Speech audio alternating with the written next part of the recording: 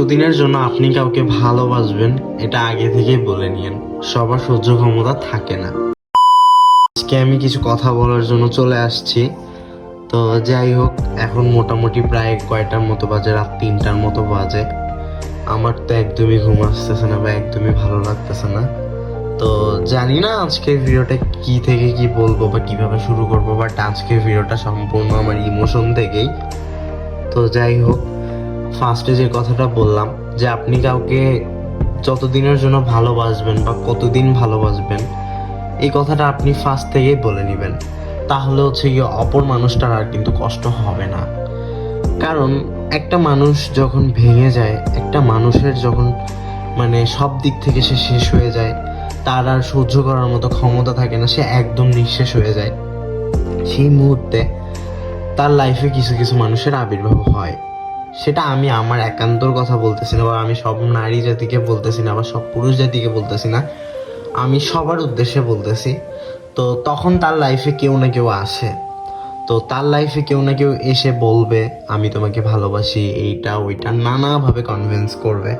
তো এইভাবে যখন একটা সময় গিয়ে আপনি তাকে ভালোবেসে ফেলবেন, তার সঙ্গে আপনার বিয়ে হবে, সংসার হবে, ঠিক সে সময়টাতে গিয়ে সেই মানুষটা বলবে বা সে বিচ্ছেদ করতে চাইবে। কেন চাইবে সেটা আমি জানি না, বাট চাইবে। তখন যদি তাকে বলা হয় যে তুমি কেন হচ্ছে গিয়ে আমাকে ছেড়ে চলে যাইতে চাচ্ছ বা কেন আমাকে ছেড়ে চলে যাচ্ছ, তখন ওই পক্ষ থেকে একটাই কথা আসবে, তোমাকে আমার আর আগের মতো ভালো লাগে না, বা এরকম ইচ অ্যান্ড এভরিথিং হাবলা জাবলা। যাই হোক, তো আমার কথা হচ্ছে গিয়ে এই জায়গায়, আপনারা যদি কাউকে ভালোবাসেন, সেই কথাটা আপনারা না ফার্স্ট থেকেই বলে নেবেন যে তাকে আপনি ঠিক কতদিনের জন্য ভালোবাসবেন।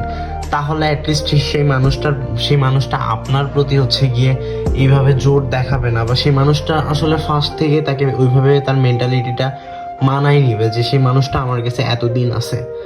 তো আপনি যখন এইভাবে ছেড়ে যাবেন সেই মানুষটাকে, একবার ভেঙে যাওয়ার পরে সেই মানুষটা যখন মুভ অন করার পর যখন হচ্ছে গিয়ে আপনি আবারও তাকে ছেড়ে দিবেন, সে মানুষটার আসলে বাঁচার ইচ্ছাটা নষ্ট হয়ে যাবে।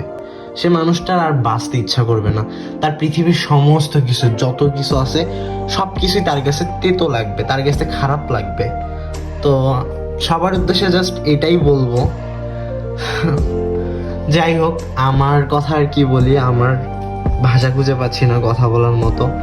আর জাস্ট এটাই বললাম, পৃথিবীতে মানুষ সব থেকে বেশি নিকৃষ্ট, আর মানুষ জাতিকে সেরা জাতি বানাইছে।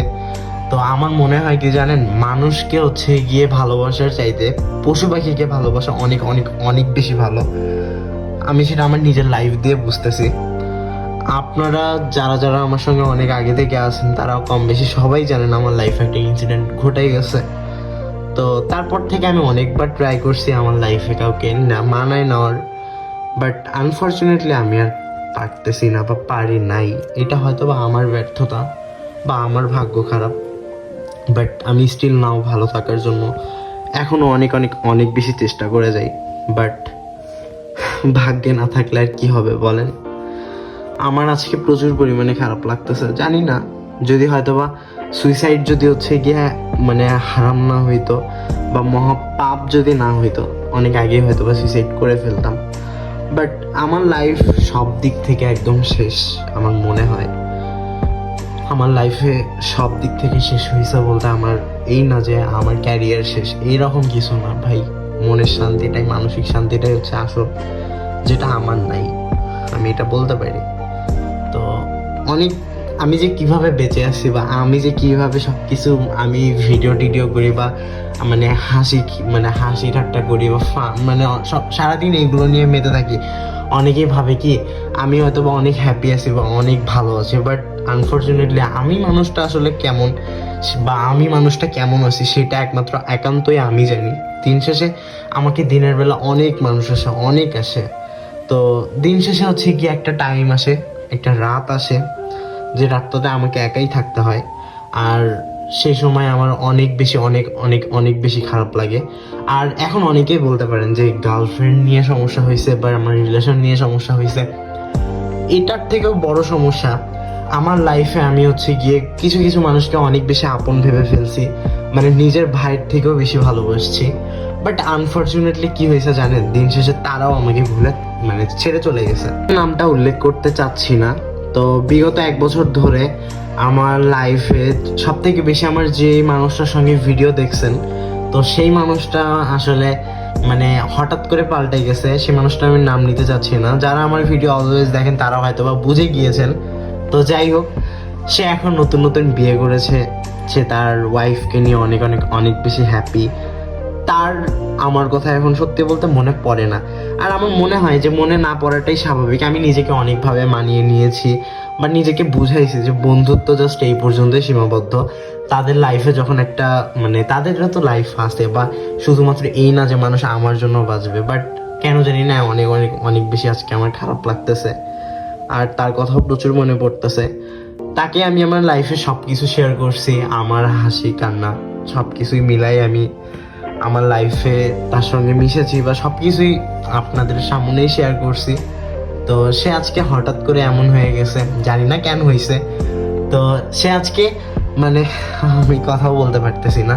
তো তার সঙ্গে আজকে আমার বিকেলে দেখা হয়েছিল।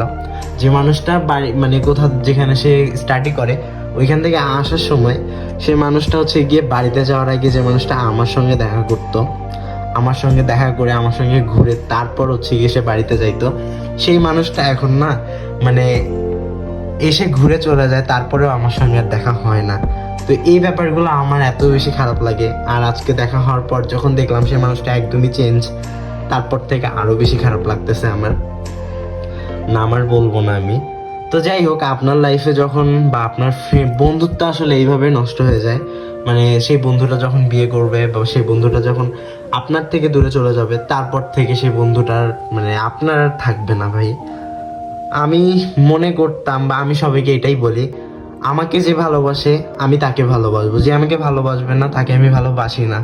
বাট লাইফের এমন একটা পর্যায়ে চলে গেছি, সব কিছু বুঝে শুনে সব কিছু আমি বুঝতে পারতেছি, বাট তারপরেও আমার কেন জানি না বুকের ভিতরে একটা আলাদা রকম কষ্ট হচ্ছে।